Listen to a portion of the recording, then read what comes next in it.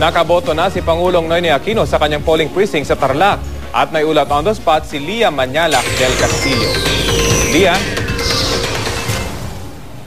Rafi, mabilis ang naging pagboto ni Pangulong Noynoy Aquino nang magtungo siya rito dahil may bitbit din siyang kodigo. Alas 11 ng tanghali nang dumating dito si Pangulong Aquino sa Central Azucarera de Tarlac Elementary School. Kasama niya ang kanyang mga kapatid na sina Bolsy at Pinky. Ang Pangulong Aquino sa listahan ang ika-111 na botante na bumoto ngayong araw sa Precinct 0175A.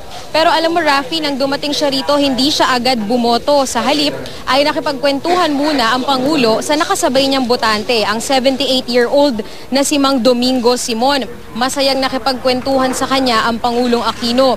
Nang maupo na ang Pangulo para naman bumoto, patuloy pa rin siyang kinausap ng kanyang kasabay na si Mang Domingo. Sabay daing na sa Pangulo ng kanyang mga problema. Hindi raw niya natatanggap yung kanyang pensyon sa SSS at masakit daw talaga yung kanyang karamdaman sa ngayon at nahihirapan na nga raw siyang maglakad at wala naman siyang pambayad sa doktor. Sabi ng Pangulo kay Mang Domingo, patapusin lang daw siyang bumoto at muli niya itong kakausapin.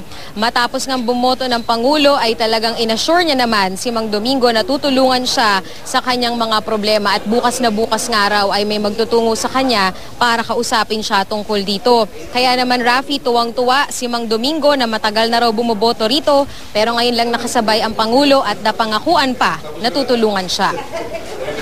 Ako'y maraming salamat President Noynoy sa tulong na ginawa niyo sa akin. Ngayon po parang nadugtungan. Ang buhay ko nalalabi. Baka itong susunod na eleksyon hindi ko nabutan. Pero ngayon, ang laki ng pag-asa ko dahil natulungan ako ng gusto. Salamat po.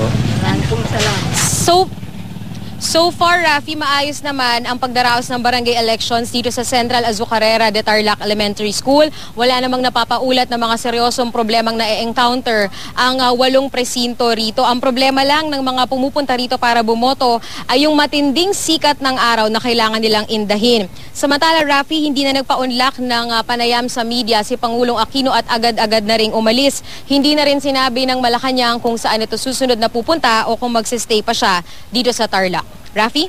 Lia, napakaswerte naman ni Lolo pero meron pa bang ibang mga nakatambay doon na nangahas na makipagkwentuhan sa Pangulo?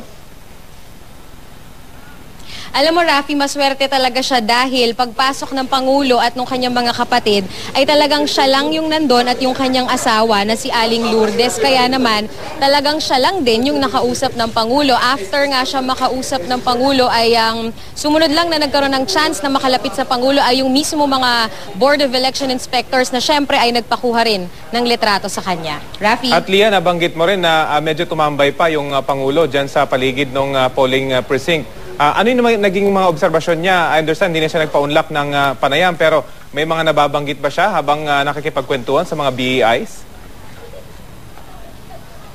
Rafi, hindi siya tumambay after niyang bumoto, no? Nagstay lang siya dito sa may loob ng presinto bago siya umupo doon sa pakikipagkwentuhan nga niya kay Mang Domingo. Pero right after niyang bumoto, nagpa-picture lang siya kasama yung mga Board of Election Inspectors at agad na ring sumakay ng kanyang sasakyan. Kaya hindi na tayo nagkaroon ng pagkakataon, Rafi, na matanong siya so far kung ano ba yung monitoring niya sa barangay elections o kung ano bang comment niya sa mga pangyayari nga ngayong araw sa barangay elections. At so far, Lia, dyan sa kinapapwestuhan mo, marami pa bang nakapila o medyo patapos na at pawala na yung mga pumipila dahil alas 3 na magtatapos itong botohan?